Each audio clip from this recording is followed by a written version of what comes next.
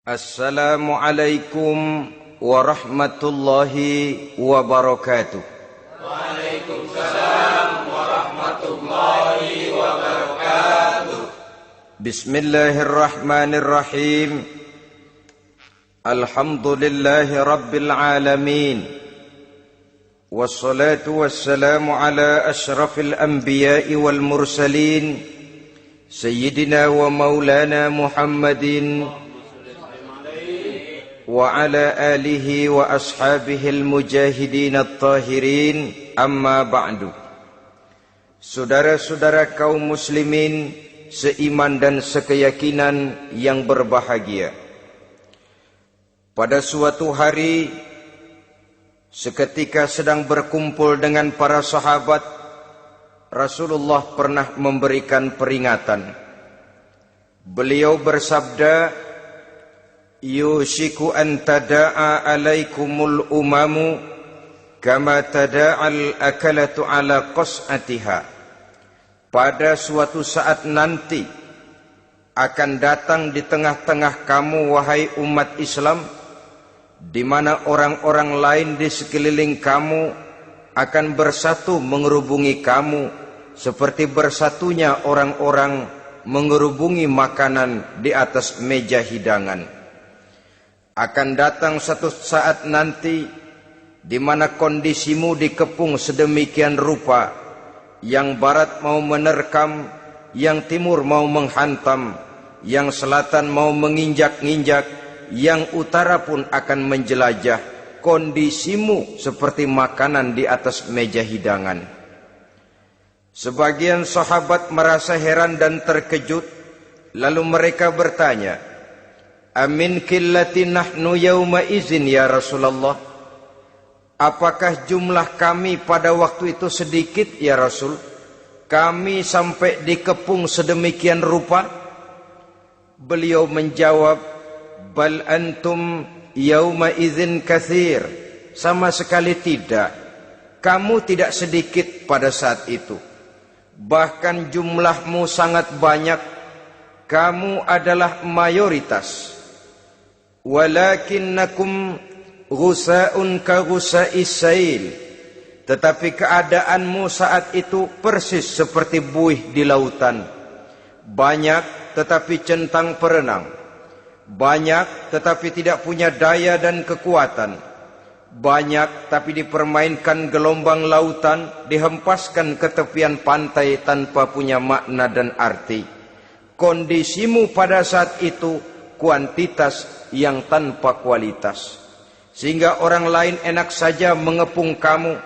Akidahmu didangkalkan, dibanjiri dengan peradaban dan kebudayaan yang menjauhkan dari agama.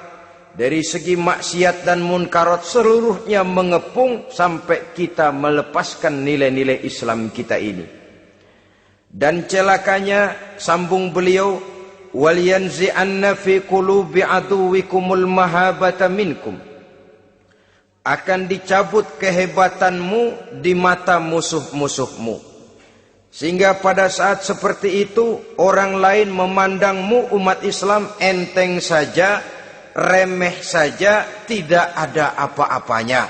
Sudahlah, pokoknya umat Islam sikat saja. Umat Islam enteng, umat Islam kecil, umat Islam tidak ada apa-apanya. Alangkah ironinya, alangkah menyedihkannya, memilukan dan sekaligus memalukan. Umat yang mayoritas ini dipermainkan oleh yang minoritas. Umat yang jumlahnya terbesar, terbanyak, bahkan konon menurut catatan sampai 90%, tapi dipermainkan oleh mereka kelompok-kelompok kecil ini. Wal yakzifanna fi qulubikumul wahn. Pada saat itu di hatimu dicampakkanlah penyakit wahan. Sahabat kemudian bertanya, wa mal wahnu ya Rasulullah? Apakah penyakit wahan itu ya Rasul? Beliau menjawab, hubbud dunya wa karahiyatul maut. Penyakit wahan itu tidak lain hubbud dunya wa karahiyatul maut. Terlalu cinta kepada dunia dan terlalu takut kepada mati. materialistis dan takut resiko. Dua penyakit inilah yang menyebabkan walaupun umat ini mayoritas, tapi dipermainkan oleh yang minoritas. Walaupun dia golongan terbesar, tapi nasibnya seperti makanan di atas meja makan. Dari segala macam penjuru mau menghantam dia. Saudara-saudara kaum muslimin yang berbahagia, ini merupakan analisa sosial bahwa pada satu saat nanti akan terjadi di tengah-tengah umat di mana kita dihantam dan diserbu dari segala macam penjuru. Akidah didangkalkan, peradaban dan kebudayaan dirusak, makanan dan minuman diracuni, pakaian ditelanjangi dan lain sebagainya, sampai kita melepaskan nilai Islam yang kita cintai ini. Kondisi sosial ini satu saat akan datang kepada kita. Demikian analisa dan peringatan dari Rasulullah sallallahu alaihi wasallam. Marilah sekarang kita melihat, adalah benar bahwa di zaman sekarang kita insya Allah tidak akan mengalami perang Badar sehebat yang pernah dialami oleh Rasul dan para sahabatnya. Tetapi sesungguhnya perang yang kita hadapi di zaman sekarang ini tidak kalah hebatnya dengan perang Badar, tidak kurang dahsyatnya dengan perang Uhud, tidak kurang ngerinya dari perang Khandaq. Hanya saja yang kita hadapi sekarang ini bukan ujung pedang, bukan ujung tombak, bukan ujung panah. Yang kita hadapi sekarang ini adalah perang akidah, perang ideologi, perang mempertahankan keyakinan. Yang kalau kita kalah sekarang, kita memang masih beragama. Tetapi anak kita, cucu kita, generasi yang akan hidup 5, 10, 20, 30 tahun yang akan datang, wallahu a'lam bissawab. Islam, saudara-saudaraku, tidak mungkin hilang dari dunia. Tetapi tidak mustahil Islam gulung tikar dari desa kita. Tidak mustahil Islam gulung tikar dari kampung dan kota kita, jikalau kita tidak menjaganya, jikalau kita tidak memeliharanya, bahkan jikalau kita tidak mewariskannya kepada anak-anak kita, generasi yang akan datang. Marilah kita mengingat sejenak bagaimana Islam di Spanyol yang pernah jaya, pernah mewarnai daratan Eropa, dan yang sekarang hanya sekedar tinggal ceritanya saja.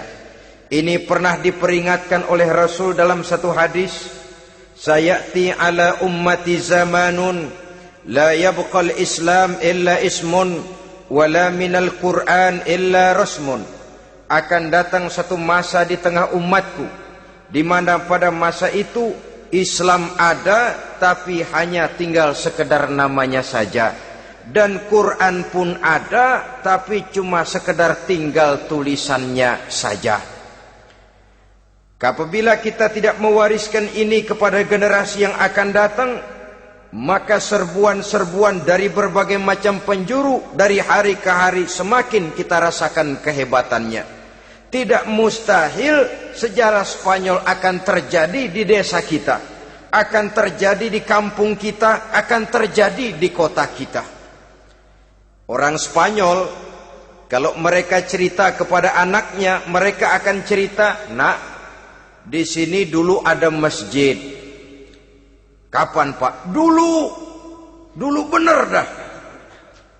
Banyak orang Islam kalau hari Jumat pada sembahyang, kapan itu, Pak? Dulu sekali. Sekarang cuma sekedar tinggal ceritanya saja.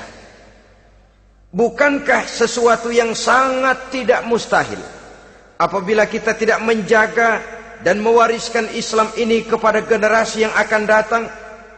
Maka serbuan-serbuan akan membawakan hasil yang diinginkan oleh para penyerbu itu tadi. Kita sudah menjadi umat yang mayoritas, tetapi umat yang mayoritas ini menurut Rasul dikepung sedemikian rupa, akidahnya didangkalkan, peradaban dan kebudayaannya ditekan sedemikian rupa, kehidupan sosialnya dibuat individualis. Kemudian dari segi pergaulan, pakaian, makanan, minuman dan sebagainya diracuni sampai dia tidak lagi berpegang teguh kepada agamanya. Dan dikala itu hilang kehebatan umat ini di mata musuh-musuhnya. Orang lain memandang kita ringan saja, enteng saja, satu umat yang sudah kehilangan wibawa. Padahal konon kabarnya kita mayoritas, tapi enak saja dikutak-kutik orang lain. Dan dikala itu di hati kita merajalela penyakit uahan. Penyakit uahan itu apa? Pertama, hubbud dunia, terlalu cinta kepada dunia. Terlalu cinta kepada dunia yang menyebabkan kita lupa. Lupa akan tanggung jawab dan kewajiban. Lupa meneruskan dan mewariskan Islam kepada generasi yang akan datang. Kita berlomba hanya untuk mengejar dunia dan seluruh isinya. Baik dia bernama material, baik dia bernama seksual, baik dia bernama pangkat, jabatan dan kedudukan, berlomba-lomba kita di dalamnya. Sampai tercampaklah penyakit hubbud dunia di dalam hati ini. Berurat dan berakar dunia itu, sulit dan berat kita berpisah daripadanya. Akibatnya kemauan untuk berbuat demi dan atas nama agama sangat sulit terwujud di dalam kehidupan ini. Yang kedua, karahiyatul maut, terlalu takut kepada mati. Baik mati ajal, mati dalam artian yang sebenarnya, baik mati usahanya, baik mati karirnya, baik mati pangkat dan jabatannya. Sehingga dengan demikian akibatnya jatuhlah kita menjadi umat yang kehilangan wibawa di mata orang lain. Saudara-saudara kaum muslimin rahimakumullah, saya katakan tadi, perang yang kita hadapi di zaman sekarang adalah perang akidah. Perang menghadapi peradaban dan kebudayaan yang menghancurkan moral daripada anak-anak kita. Perang menghadapi banjirnya maksiat dan munkarat. Yang di tengah-tengah itu, di samping berkewajiban menjaga diri dan keluarga, kita pun juga berkewajiban menjaga anak-anak kita, generasi yang akan datang. Mengarahkan dan mendidik mereka sesuai dengan yang dikehendaki oleh Allah Subhanahu wa ta'ala. Oleh sebab itu, pada pertemuan kali ini yang akan saya bicarakan ialah bagaimana idealnya seorang muslim lebih dahulu memberikan pendidikan kepada anak-anaknya. Di tengah satu situasi dan kondisi di mana serbuan datang silih berganti melanda dan menghantam umat Islam, kemana anak-anak kita ini harus kita arahkan? Karena kita orang tua mempunyai tanggung jawab. Anak adalah amanah. Menyia-nyiakan amanah adalah dosa. Dan dosa itu merupakan satu dosa yang besar. Bahkan orang tua bisa saja masuk neraka kalau tidak bertanggung jawab tentang anak-anaknya. Satu riwayat menjelaskan, ada orang soleh, ngajinya cukup, solatnya cukup, puasanya cukup, zakatnya cukup, di mana ada majelis taklim hadir, baca Quran hobi, fitnah orang tidak pernah. Di akhirat setelah disidang dia ternyata lebih banyak kebaikannya daripada kejahatannya, maka dia pun diperintahkan dan dipersilahkan masuk ke dalam surga. Giliran anaknya disidang, biang okem nih anak. Ditanya, siapa Tuhanmu? Tidak tahu. Siapa nabimu? Tenyaho. Apa kitabmu? Ora gelem. Kamu pernah sholat? Tidak. Zakat? Tidak. Puasa? Tidak. Judi? Hobi. Zina? Tiap malam. Mabuk? Berat. Wah, brengsek kamu. Kebaikan tidak ada barang sedikit pun, sementara kesalahan dan dosa berlipat ganda. Kamu neraka. Anak ini protes. Benar, saya tidak kenal siapa Tuhan saya. Saya tidak tahu siapa nabi saya. Saya tidak tahu kitab suci dan kiblat saya.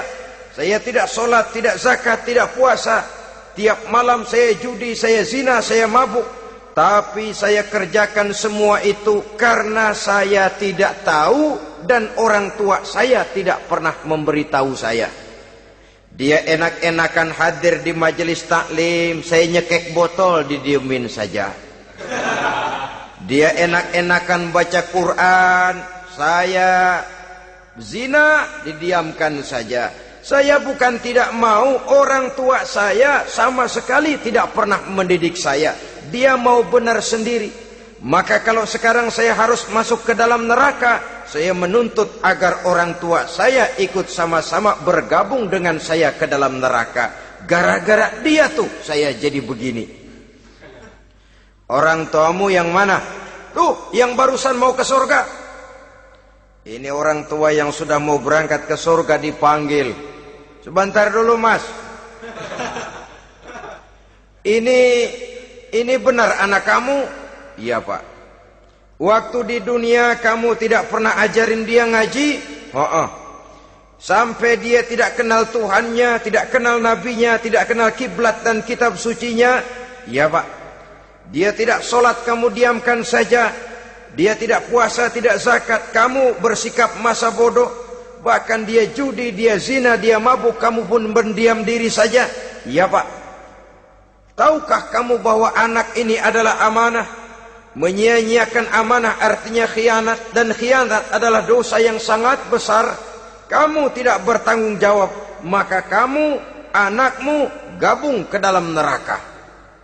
Saudara-saudara kaum muslimin rahimakumullah, itu sebabnya Allah pesan benar-benar, ya ayyuhalladzina amanu qu anfusakum wa ahlikum nara. Hai orang-orang yang beriman, jaga dirimu dan keluargamu, istri, anak, orang-orang yang menjadi tanggung jawab dan kewajiban kita, jaga dan pelihara mereka dari api neraka. Saudara-saudara kaum muslimin, lalu kalau kita orang-orang tua yang hidup di zaman sekarang ini sudah sering beristighfar, mengurut dada, melihat situasi, membaca peta keadaan, konon tantangan yang akan dihadapi oleh anak-anak kita 15, 20, 25 tahun yang akan datang jauh lebih berat dari apa yang kita hadapi sekarang ini. Maka adalah wajar jika kita sebagai orang tua yang cinta kepada agama, cinta kepada anak-anak kita, berpikir untuk mewariskan nilai-nilai yang luhur ini kepada anak-anak kita generasi yang akan datang. Bagaimana pada mulanya kita harus mendidik mereka? Mari kita telusuri apa yang dicontohkan oleh Al-Quranul Karim. Orang-orang tua bijaksana yang diceritakan dalam Al-Quran, kalau sudah berpikir tentang anak-anaknya generasi yang akan datang, pendidikan pertama yang diberikan kepada anaknya ternyata adalah persoalan akidah. Nabi Ibrahim, pertanyaan yang paling merisaukan beliau buat anak cucunya ialah, ma ta'buduna min ba'di. Saudara bisa lihat surah Al-Baqarah ayat 133. Anak-anakku, kalau pada satu saat nanti aku, ayahmu ini sudah tidak ada lagi, meninggalkan kamu semua, meninggalkan kehidupan dunia ini, ma ta'buduna min ba'di, apa yang akan kamu sembah nak kalau ayah sudah tidak ada lagi? Jikalau ayahmu sekarang masih rajin ke masjid, melakukan rukuk dan sujud, i'tikaf dan membaca Quran, kalau satu saat ayahmu meninggalkan dunia ini, masihkah engkau mau ke dalam masjid? Masihkah engkau rukuk dan sujud? Masihkah engkau i'tikaf? Ma ta'buduna min ba'di, apa yang akan kamu sembah kalau aku ayahmu tidak ada lagi nak? Ditanamkan bukan hanya keyakinan bertauhid, sekaligus juga menyembah kepada Allah yang kita yakinkan dengan tauhid itu tadi. Bukankah berbeda dengan kita kebanyakan orang tua sekarang? Kita tidak pernah berpikir ma ta'buduna min ba'di. Kalau bapak tidak ada, kamu nyembah apa nak? Kita orang tua sekarang pagi-pagi malah berpikir ma ta'kuluna min ba'di. Kalau bapak enggak ada, kamu nanti makan apa nak? Bukan nyembah apa yang kita pertanyakan, bukan nyembah apa yang kita khawatirkan, makan apa nak? Maka yang dicari lalu sekolah-sekolah yang bonafit, yang tidak peduli apakah itu merusak imannya, mematikan akidahnya, menghancurkan keyakinannya. Yang penting ada jaminan hari depan bisa dapat lapangan kerja. Akibatnya berduyun-duyun orang-orang tua muslim menyekolahkan anaknya di sekolah-sekolah yang bukan Islam, yang nyata-nyata membahayakan akidahnya, dididik dengan kultur dan budaya yang bertentangan dengan nilai-nilai agamanya.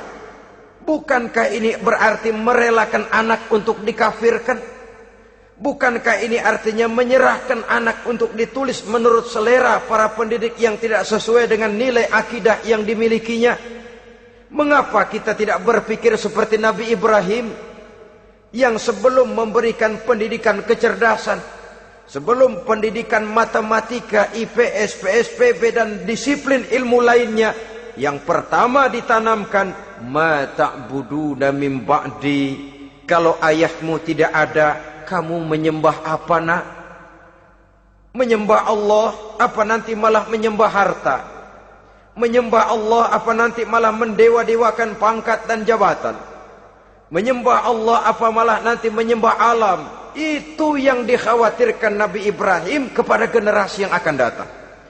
Dan itu saudara-saudara yang seharusnya mengkhawatirkan kita kepada anak-anak kita, generasi yang akan datang.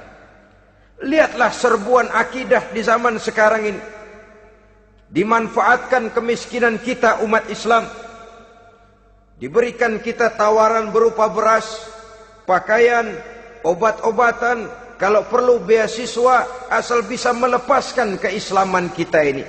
Bertahap, sedikit demi sedikit, step by step, shibran bi shibrin wa zira'an bi zira'in. Dan harus saya ingatkan, orang di zaman sekarang tidak mungkin menghantam Islam secara frontal. Tidak mungkin menghantam Islam terang-terangan, apalagi mengerahkan satuan militer. Tidak. Orang berhitung bagaimanapun kondisi dan kualitasnya umat Islam, mereka masih punya satu modal penting, fanatisme agama. Kalau ini disulut, api jihad segera berkobar, dan hanya maut yang bisa menghentikan orang yang dibakar dengan semangat jihad. Orang tahu itu. Betapa Uni Soviet kedodoran menghadapi mujahidin Afghanistan yang disulut oleh semangat jihad yang berkobar dengan persenjataan yang primitif ketimbang persenjataan Uni Soviet. Entoh mereka pantang surut mundur ke belakang. Jadi jangan mimpi bahwa orang mau menghantam Islam ini dengan melarang pengajian, meruntuhkan masjid, menyegel pondok pesantren. Tidak. Melarang orang sholat. Tidak. Kalau perlu masjid diperbanyak, musola diperbesar. Tapi bikin itu masjid seperti museum. Besar, megah, mercusuar, tapi bikin seperti museum. Tempat orang kagum, tempat orang memuji, tapi sunyi dari nilai-nilai ibadah. Saudara-saudara kaum muslimin, untuk sampai kepada penghantaman akidah, jalan yang paling mudah dirintis sekarang ini secara bertahap dan sistematis, memisahkan umat Islam dari Islamnya. Biarkan mereka bernama Muslim. Biarkan di atas kartu penduduknya tertulis agama Islam. Tapi tanamkan budaya-budaya yang menyebabkan cara bergaul mereka, cara berumah tangga mereka, cara bertetangga mereka, sampai kepada cara mereka berpakaian, cara mereka bergaul, cara mereka makan dan minum, cara mereka mendidik dan menyekolahkan anak sama sekali tidak lagi mencerminkan nilai-nilai yang islami. Itu sudah satu usaha yang paling praktis, memisahkan umat Islam dengan Islamnya. Kalau sadarlah kita ke arah ini usaha orang di zaman sekarang, maka yang harus pertama kita tanamkan kepada anak-anak kita, didik mereka dengan jiwa tauhid yang mengkristal di dalam batinnya, meresap sampai ke tulang sumsumnya, yang tidak akan sampai pun nyawa berpisah dari badannya, akidah itu tidak akan berpisah dari hatinya. Bahkan dia sanggup dengan tegar berkata, lebih baik saya melarat karena mempertahankan iman daripada hidup mewah dengan menjual akidah. Satu khittah, satu garis kehidupan yang perlu kita wariskan kepada anak-anak kita, generasi yang akan datang. Dahulu ada satu tradisi, saudara-saudara. Kalau anak gadis kita dilamar orang, orang lalu bertanya, anakmu mau ngelamar gadis saya, apa sudah khatam Quran berapa kali? Apa sudah bisa baca kitab macam-macam dan lain sebagainya? Sehingga lahirlah satu kebanggaan. Apapun motifnya, tapi pertanyaan semacam ini zaman sekarang sudah langka. Paling-paling yang ditanya kalau anaknya dilamar orang, anakmu kerja di mana? Gajinya sebulan berapa? Kendaraannya bebek apa soang? Apa-apa? Itu yang kita pertanyakan, berkisar di seputar materi, kerja, job, status sosial, dan lain sebagainya. Perkara bisa baca Quran atau tidak, nomor 18. Perkara sembahyangnya rajin apa tidak, nomor 36.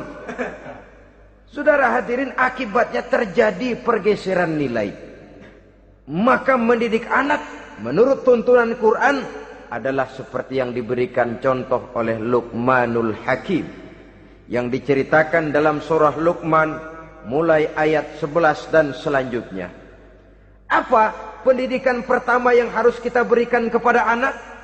Pertama, ya bunayya la tusyrik billah. Wahai anakku, jangan sekali-kali engkau menyekutukan Allah. Nak, jaga tauhid, pelihara iman, mantapkan akidah. Ini dasar yang pertama. Belum lagi anak mengenal berbagai macam disiplin ilmu, yang pertama ditanamkan tauhid. Ini yang mendasari kehidupan. Ini yang akan menjadi mewarnai dan menjadi warna dari kepribadian seseorang. Sentuhan jiwa tauhid di dalam diri si anak. Belum lagi sempat dia kenal yang lain, yang pertama yang kita tanamkan, kita wariskan, kita berikan, la tusyrik billah. Jangan sekali-kali menyekutukan Allah. Nah, kalau ini sudah tertanam, ini sudah merupakan satu fondasi yang kuat. Selebihnya nanti tinggal melihat bakat si anak, kemana dia harus dididik ini.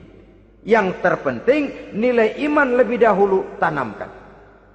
Dan untuk menghancurkan nilai keimanan, saudara-saudara, saya katakan, ingatkan kepada hadis di awal tadi, dikepung kita dari berbagai macam penjuru agar bila bisa melepaskan nilai-nilai iman dan keyakinan. Proses pendangkalan akidah, ditanamkan keraguan kepada agama, ditanamkan rasa malu beragama, sholat malu, baca Quran malu, berangkat ke masjid malu, pakai jilbab malu. Ditanamkan rasa malu beragama, sehingga bertahap sedikit demi sedikit kita mulai berpisah dengan kehidupan beragama. Ditanamkan hal yang sedemikian rupa dari berbagai macam penjuru. Dihantam akidah, akidah kuat, dihantam dari segi peradaban dan kebudayaan. Diperbanyaklah peradaban dan kebudayaan yang bukan mendekatkan kita dengan agama, malah mendekatkan kita dengan neraka. Menjauhkan kita dari agama, menjauhkan kita dari nilai-nilai luhur yang diwariskan oleh orang-orang tua kita terdahulu. Adalah kewajiban kita yang pertama mendidik anak, menanamkan roh, jiwa dan semangat tauhid di dalam diri mereka. Saudara-saudara kaum muslimin rahimakumullah, kenapa kita lebih dahulukan menanamkan jiwa, roh dan semangat tauhid ini kepada anak-anak kita? Pertama, kita tidak hanya ingin sekedar mempunyai anak yang pintar, tetapi lebih daripada itu kita pun ingin mempunyai anak yang benar.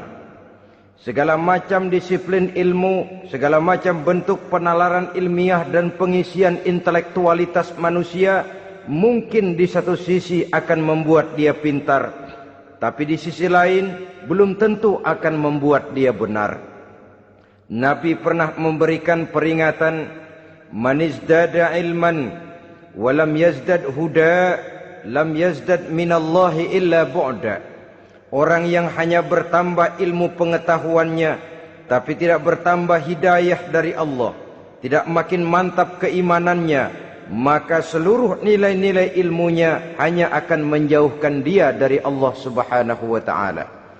Dan adalah lebih merupakan azab daripada nikmat kalau kita diberikan ilmu pengetahuan yang hanya akan menyebabkan kita semakin jauh dari Allah Subhanahu wa taala.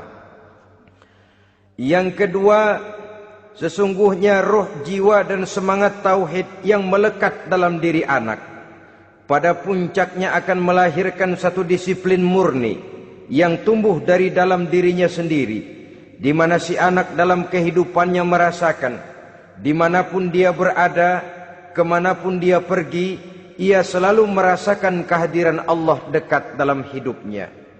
Ia sadar sesadar-sadarnya bahwa tidak ada satu perbuatan yang bagaimanapun kecilnya yang bisa disembunyikan dari kekuasaan Allah Subhanahu wa taala. Yang ketiga, dengan penanaman roh, jiwa dan semangat iman ini, maka diharapkan anak-anak nanti pada pertumbuhannya sanggup mengendalikan hawa nafsunya. Dengan kata lain, bahwa penanaman jiwa tauhid, penanaman roh dan semangat keimanan ini merupakan kondisi dasar yang harus dilakukan sebelum yang lain-lainnya. Kemudian pendidikan kedua yang diberikan oleh Al-Quran melalui contoh dan model dengan Luqmanul Hakim ini, setelah menanamkan tauhid, ditanamkanlah kepada si anak ini rasa hormat kepada orang tuanya. Wa wassaynal insana biwalidayhi, dan kami wasiatkan kepada manusia untuk berbakti kepada ibu bapaknya. Hamalathu ummuhu wahnan ala wahnin, karena ibunya telah mengandungnya dengan kepayahan di atas kepayahan. Maksudnya dengan kepayahan dan kelelahan yang berlipat ganda. Sehingga ketika Rasul ditanyakan orang, "Ya Rasul, siapa yang paling harus saya taati di dunia ini?" Beliau menjawab, "Ibumu." Kemudian, "Siapa lagi ya Rasul?" "Ibumu." Setelah itu, "Siapa lagi ya Rasul?" "Ibumu." Dan kemudian, "Siapa ya Rasul?" "Bapakmu." Ibu, ibu, ibu, bapak. Bahkan al-jannatu tahta aqdamil ummahat, surga berada di bawah telapak kaki ibu. Bagaimana menanamkan rasa hormat kepada orang tua di hati anak? Tentu yang pertama, bagaimana orang tua bisa memberikan keteladanan. Marilah kita sebagai orang-orang tua ini menyadari bahwa sebelum anak kenal sekolah dasar, sebelum anak kenal TK, ibtidaiyah, sanawiyah sampai kepada perguruan tingginya, yang pertama dia kenal adalah lingkungan rumah tangganya, gurunya adalah ibu bapaknya. Di sini berlakulah apa yang dinamakan keteladanan. Keteladanan jauh lebih berhasil daripada sekedar teori-teori yang muluk. Keteladanan jauh lebih berhasil daripada berbagai macam indoktrinasi dan penataran. Kurangnya keteladanan akan menyebabkan anak mencari pola. Apabila kita orang tua ini tidak bisa memberikan keteladanan yang baik kepada anak-anak kita, maka pada suatu saat anak-anak akan menganggap enteng dan kehilangan wibawa kita sebagai orang tua di mata mereka. Dikala itu akan sangat sulit kita membentuk kepribadian mereka. Bukankah di zaman sekarang ini kita banyak mengalami krisis wibawa, krisis figur? Ada yang karena rapotnya merah melulu, gurunya dikeroyokin. Pak guru pulang sekolah dicegat. Bahkan nyaris ada orang tua pernah dibunuh oleh anaknya sendiri. Dan lain sebagainya, kasus-kasus yang sebenarnya tidak perlu terjadi. Karena memang bukan saja bertentangan dengan nilai budaya kita sebagai bangsa, tapi juga bertentangan dengan ajaran agama kita sendiri. Krisis wibawa, krisis figur, yang juga akibatnya harus kita sadari banyak faktor yang membentuk kepribadian anak. Pergaulannya, yang dibacanya, yang ditontonnya, yang disaksikannya di dalam kehidupan. Benar kita menyekolahkan mereka, tapi berapa jam mereka di sekolah? 6 jam, 7 jam paling lama. Sedangkan mereka hidup 1 hari 1 malam 24 jam. Kalau cuma 7 jam di sekolah, ini berarti lebih banyak dia di luar sekolah.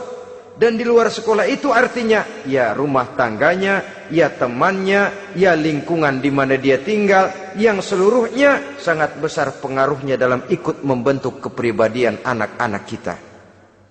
Saya katakan tadi, di samping kita menghadapi perang akidah, kita pun berhadapan di dalam perang menghadapi peradaban dan kebudayaan yang bukan saja menjauhkan kita dari agama, tetapi sanggup menghancurkan moral daripada anak-anak kita.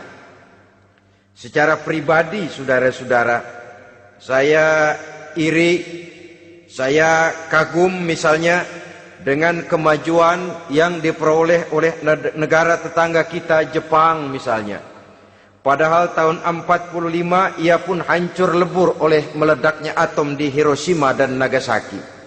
Tapi bagai satu tenaga raksasa kemudian Jepang bangkit menjadi satu negara superpower di Asia. Bahkan gurunya saja Amerika sekarang ini kewalahan menghadapi perang dagang dengan Jepang ini. Dan yang menarik, Jepang bisa maju dan modern dengan tetap menjadi Jepang, tanpa harus kehilangan identitasnya sebagai satu bangsa, tanpa harus kehilangan kepribadiannya sebagai satu bangsa. Sebagai negara yang sedang berkembang, kita sering latah. Kita ingin meniru Barat, tapi bukan teknologinya, westernisasinya yang kita tiru. Bukan isinya, kulitnya yang kita ambil. Akibatnya apa? Modernnya belum, orangnya sudah Barat. Bergaulnya sudah cara Barat, berumah tangganya sudah cara Barat, berpakaiannya sudah cara Barat, mendidik anaknya sudah cara Barat. Di mana ketemu orang tua cukup hello daddy. Kulitnya kita ambil, sementara isinya kita campakkan. Ironi dan menyedihkan.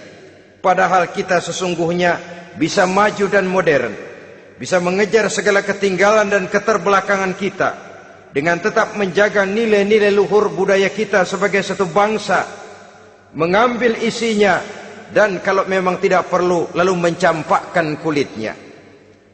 Pengaruh peradaban dan kebudayaan yang menghancurkan moral daripada anak-anak kita oleh pesatnya arus teknologi, oleh pesatnya arus komunikasi, di mana hal-hal yang terjadi di belahan dunia lain dapat kita saksikan hari ini juga melalui layar televisi, yang terjadi di Amerika, di Eropa, di Afrika, di ujung dunia yang paling ujung sekalipun.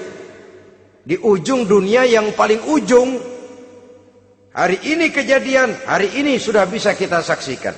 Pesatnya arus komunikasi, kalau jatuh ke tangan anak-anak kita yang belum mempunyai filter, daya saring positif, akan dicerna oleh mereka tanpa memilah dan memilih. Akibatnya orang kampung bilang kelolodan. Makan nggak dikunyah lagi, tentu saja akhirnya kelolodan. Dan kalau sudah kelolodan, menyusahkan kita seluruhnya. Oleh karena itu budaya menghormati orang tua perlu dijaga, perlu dipelihara dan diwariskan kepada anak-anak kita. Tali silaturahmi sehingga ada respeknya kepada orang tuanya. Jangan bapaknya dianggap CS, ibunya dianggap CS, kakeknya dianggap CS. Hilang rasa respek, hilang rasa menghormati. Sementara orang tua sendiri tidak bisa memberikan keteladanan, kurang mendapat perhatian dan lain sebagainya.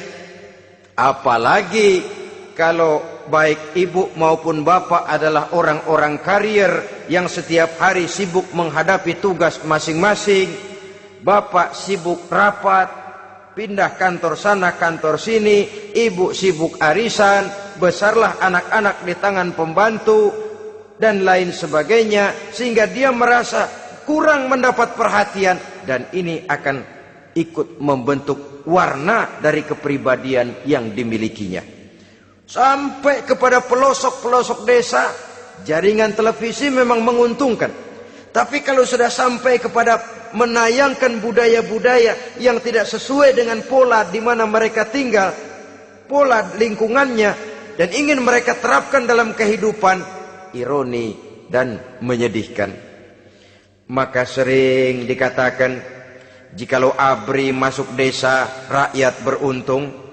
Jikalau listrik masuk desa, rumah jadi terang. Jikalau koran masuk desa, rakyat jadi cerdas. Jikalau hakim masuk desa, rakyat lalu sadar hukum. Tapi jikalau maksiat dan munkarat masuk desa, minuman keras masuk desa, judi masuk desa, pelacuran masuk desa, rakyat tentu kiamat. Dan kita harus punya budaya untuk memilah dan memilih, mempunyai filter untuk jadi daya saring positif. Oleh karena itu saudara-saudara, tahap kedua setelah menanamkan jiwa tauhid kepada anak, tanamkan rasa hormat kepada orang tuanya. Orang tua itu ibu bapaknya, orang tua itu guru-gurunya yang mengajarkan dia, atau yang dianggap tua yang lebih senior dari dia. Karena tidak ada satu peradaban yang berdiri sendiri. Bagaimanapun maju dan modernnya kita sekarang, tentu merupakan mata rantai yang berkaitan dari generasi terdahulu. Ini yang kedua. Setelah tauhid, berbakti kepada ibu dan bapak. Tidak ada satu kebahagiaan yang bisa ditegakkan di dunia ini tanpa doa, tanpa restu daripada ibu dan bapak. Ini keramat hidup. Doanya dikabul Allah dan kutubnya juga dikabul oleh Allah Subhanahu wa ta'ala. Jadi mendidik anak setelah menanamkan jiwa tauhid, menanamkan rasa hormat dan taat berbakti kepada ibu bapaknya. Itu yang kedua. Kemudian yang ketiga, melalui model Luqman, Quran mendorong kita untuk mendidik anak menanamkan etika otonom. Apa itu? Ya bunayya innaha in takum mithqala habbatin min khardalin fatakun fi sakhratin aw fis samawati aw fil ardi ya'ti biha Allah. Wahai anakku, sesungguhnya kalau ada satu kebaikan yang kamu kerjakan, kecil, tidak nampak oleh pandangan mata yang zahir, yang kecil itu tersembunyi di puncak langit, di dasar bumi yang paling dalam, atau di tengah batu hitam sekalipun, Allah pasti mengetahuinya dan pasti akan memberikan balasan yang seadil-adilnya.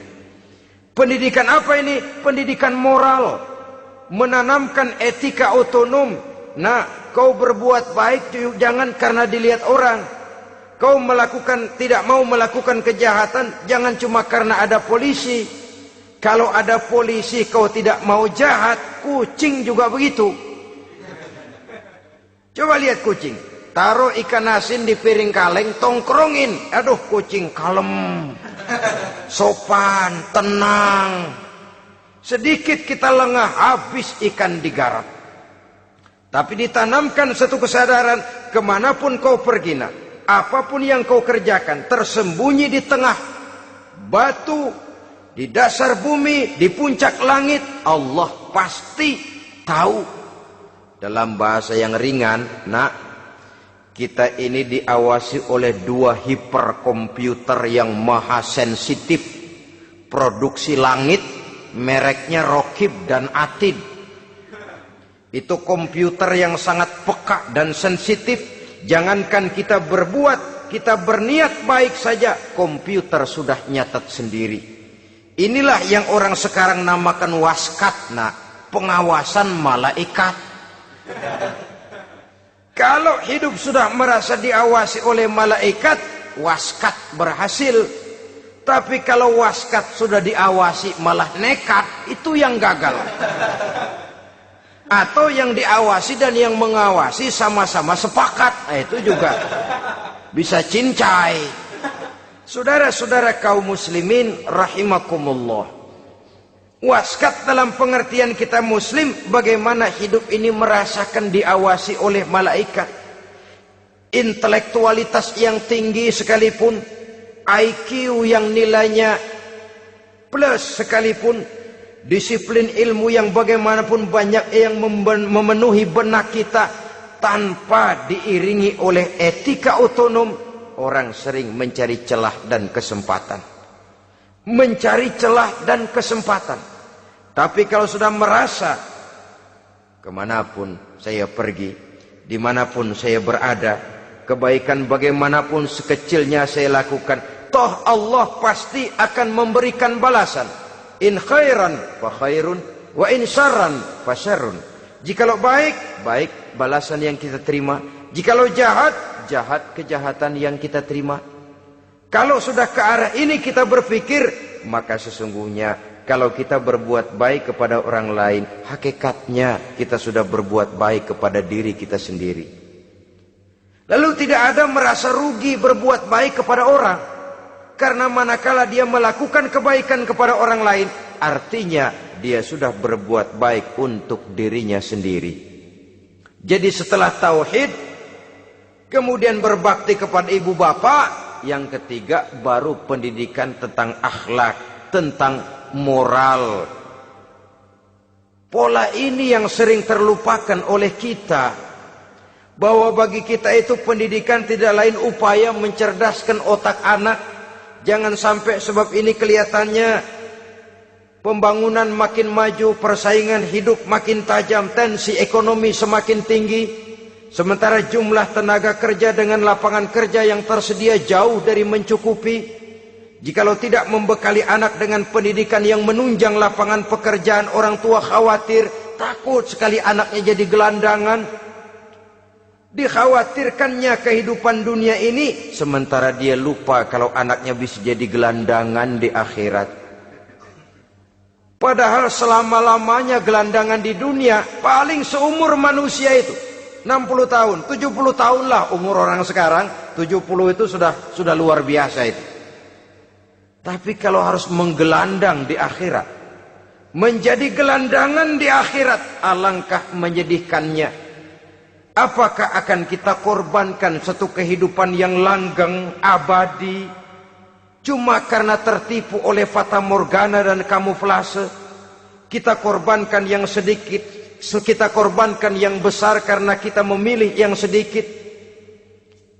Dalam bahasa Al-Quran memang pernah diceritakan hidup ini hakikatnya perlombaan, saudara-saudara. Perlombaan. Dan di dalam perlombaan itu ada yang menang, ada yang kalah. Al-Quran lalu memberikan peringatan. Alhaakumut takatsur. Kamu telah lalai karena berlomba-lomba memperbanyak harta, mempertinggi pangkat dan kedudukan, hatta zurtumul maqabir, sampai kamu akan masuk ke liang kubur baru sadar. Apalagi kalau nafas sudah sampai di tenggorokan, persis Fir'aun sudah tenggelam di lautan merah, mau mampus, baru dalam sekaratnya amantu bi Rabbi Musa wa Harun. Kalau begini caranya, saya juga percaya kepada Tuhan Musa dan Harun. Percaya kepada Allah. Sudah mau mati, baru amantu bi Rabbi Musa. Kami percaya kepada Tuhan Nabi Musa, kata Fir'aun. Malaikat maut kesal benar, dilelepin terus di laut. Mampus tuh sekalian. Hidup ini memang kita berlomba. Berlomba dengan waktu, berlomba dengan umur, berlomba dengan tenaga, berlomba dengan tetangga. Yang jangankan kita sampai mundur, berhenti saja sejenak, kita akan ditinggalkan oleh yang lain. Tiada kata mundur, bahkan tiada kata berhenti. Sekali kita melangkah, melangkahlah terus. Tapi berlombalah seperti yang dikehendaki Quran. Fastabiqul khairat. Berlomba-lombalah di dalam kebajikan. Jangan berlomba-lomba di dalam kemaksiatan, kemunkaran, kejahatan. Berlombalah dalam urusan kebaikan. Saudara-saudara kaum muslimin rahimakumullah. Tauhid, berbakti kepada ibu bapa, kemudian pendidikan tentang moral. Apabila pendidikan tentang moral sudah tertanam, barulah lihat bakat si anak. Kemana bakatnya? Anak saya kelihatannya dari kecil demennya main bedil-bedilan saja. Abri kali itu. Kirim ke Magelang, masukkan akabri. Tapi dengan syarat 3 itu tadi. Iman sudah tertanam, rasa bakti kepada ibu bapak sudah ada, dan punya nilai moral. Sehingga boleh jadi nanti dia menjadi jenderal yang beriman, yang berbakti kepada ibu bapaknya, dan punya moral yang tinggi. Kan lebih baik rakyat rendah tapi akhlaknya tinggi daripada pejabat tinggi tapi moralnya rendah. Jauh lebih baik rakyat rendah punya moral tinggi ketimbang pejabat tinggi punya moral rendah. Nilai moral ini yang jadi ukuran dan barometer di masyarakat. Yang ini yang sering kita lupakan. Bahwa kehancuran satu bangsa dimanapun di dunia ini selalu dimulai dengan kehancuran moral daripada bangsa itu sendiri. Sekarang membina nilai moral ini berat. Gadis kita, remaja, putri diberikan pakaian jilbab, mungkin dia sendiri masih setengah-setengah, ditambah lagi oleh ledekan temennya. Jilbab lah kuno. Bau sorga lah, bau masjid lah, bau menyan lah. Ditanamkan rasa malu untuk hidup dekat dengan agama. Kalau moral semacam ini sudah tertanam, sedikit demi sedikit kita mulai mengucapkan selamat tinggal kepada agama. Dan kemalangan apa yang lebih malang kalau kita sudah jauh dari agama ini? Bukankah Islam telah menyelamatkan manusia dari penyakit jahiliyah dan membawanya kepada satu kehidupan yang maju dan modern? Kalau kita tinggalkan Islam ini, bukankah artinya kita akan kembali kepada satu zaman jahiliyah? Hanya saja jahiliyah itu berada di abad modern. Versinya tentu lebih modern. Kalau zaman jahiliyah dulu mabuknya pakai arak, zaman sekarang sudah macam-macam orang bisa mabuk. Kalau zaman jahiliyah dulu anak perempuan dikubur hidup-hidup, zaman sekarang kadang-kadang belum sempat lahir ke dunia, malah sudah dibunuh lebih dahulu. Versinya saja yang berbeda. Kalau di zaman jahiliyah dahulu manusia menyembah batu yang bernama Latta, Uzza, Manat dan Hubal. Di zaman jahiliyah modern sekarang ini, orang sering menyembah kepala bagiannya, sering menyembah atasannya, sering menyembah komputer, sering menyembah teknologi modern yang lebih diyakininya daripada Allah sebagai keyakinan sentral di dalam hidupnya. Saudara-saudara kaum muslimin rahimakumullah. Jadi yang ketiga, nilai moral yang ditanamkan kepada anak-anak kita supaya dia bisa menghadapi tantangan-tantangan hidup yang semakin berat ini dengan tetap berpegang teguh kepada nilai-nilai moral yang diwarnai oleh jiwa keimanannya yang bersumber dari ajaran agamanya. 3. Kemudian yang keempat, barulah tatanan kehidupan sehari-hari. Apa kata Luqman? Ya bunayya aqimis shalah. Setelah bertauhid, berbakti kepada ibu bapa, punya nilai moral. Ya bunayya aqimis shalah. Nak, dirikan solat. Rumah tangga muslim. Anak berumur 7 tahun sudah berani meninggalkan solat. Kata Nabi, pukul. Bukan untuk menyakiti, untuk mendidik. Karena sayang kepada anak. Saudara-saudara, kita khawatir betul kepada anak. Kalau dia pulang dari sekolah, buru-buru kita sebagai orang tua bertanya, sudah makan nak? Sudah istirahat nak? Tapi jarang kita sebagai orang tua melontarkan, sudah sholat nak? Bahkan kita bisa memberikan sugesti kepada anak. Nah, kalau kau naik kelas 1 sampai naik ke kelas 2, bapak beliin sepeda. Tamat SD nak, motor. Tamat SMP nak, ke Bali kita. Tamat SMA nak, Singapura. Saudara-saudara, tapi kalau untuk urusan sholat misalnya, kita tidak pernah memberikan sugesti kepada anak-anak kita. Nah, kalau kau hafal Fatihah lengkap dengan artinya, bapak beliin sepatu. Nah, kalau kau bisa sholat dengan baik, cukup syarat rukunnya, bapak beliin sepeda. Ada rangsangan, ada sugesti yang membuat anak lebih tergerak untuk hidup dalam suasana keagamaan. Ya bunayya aqimis sholat, nak dirikan sholat. Sebab ini sandaran vertikal yang paling langsung antara manusia dengan Tuhannya. Menyadari bahwa sepanjang yang bisa dilakukan oleh manusia hanyalah berusaha, dan kepastian sepenuhnya ada di tangan Allah.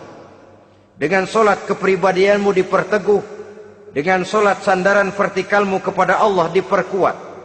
Dan pada waktunya nanti Al-Quran memberikan bimbingan, hendaklah minta tolong kepada Allah dengan sabar dan tetap mendirikan solat. Ya bunayya aqimis solat. Setelah itu, wa'mur bil ma'rufi wanha 'anil munkar. Tegaklah membina yang ma'ruf, tegaklah mencegah yang munkar. Ini sikap hidup sudah. Solat tadi tugas hidup. Lalu sikap hidup tampil di tengah masyarakat, membina yang ma'ruf, mencegah yang munkar sesuai dengan kesanggupan masing-masing. Bukankah setiap kita kepingin punya anak yang bermanfaat, setidaknya bagi keluarganya, syukur kalau bisa bagi lingkungannya, bagi masyarakat, bangsa dan negaranya. Dan satu di antara tanda orang yang bermanfaat, kalau dia bisa hidup menjadi penganjur yang ma'ruf dan pencegah yang munkar. Dan itu kalau tidak ada hidayah, sulit orang mau melaksanakan itu. Sebab apa? Ada kecenderungan belakangan ini di mana agama dianggap urusan pribadi. Sehingga orang lalu sering bilang, jangan bawa-bawa agama dah, itu kan bukan urusan agama. Ini sudah ciri berpikirnya sekuler. Jangan bawa-bawa agama. Agama urusan pribadi, artinya orang mau sholat mau enggak jangan bilang apa-apa dah. Urusan dia sendirian. Dia mau puasa dia enggak, merdeka saja, urusan pribadi.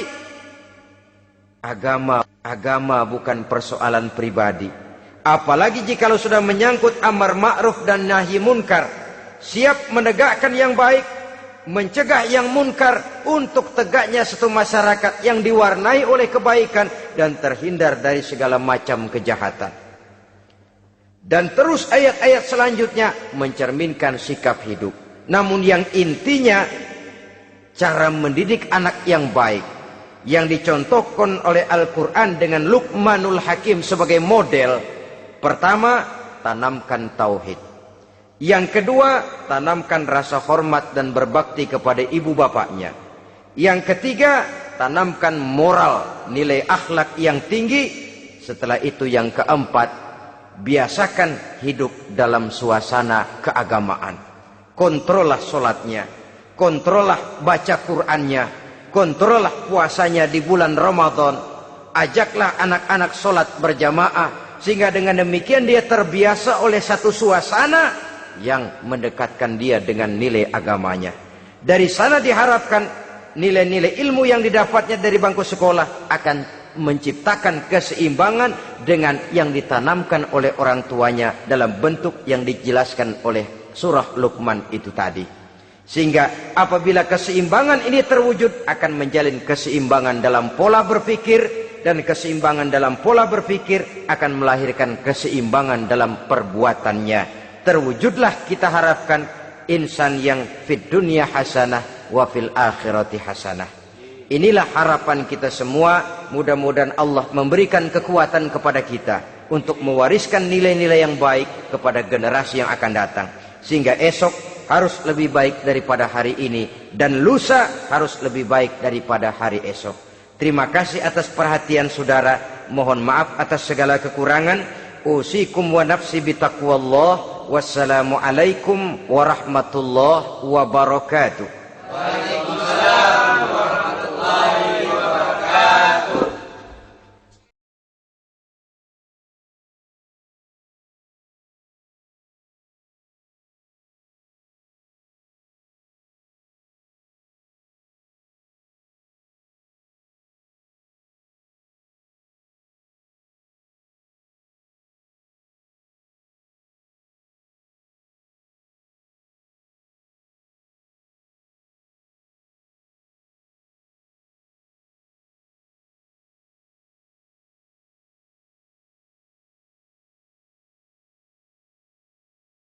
Assalamualaikum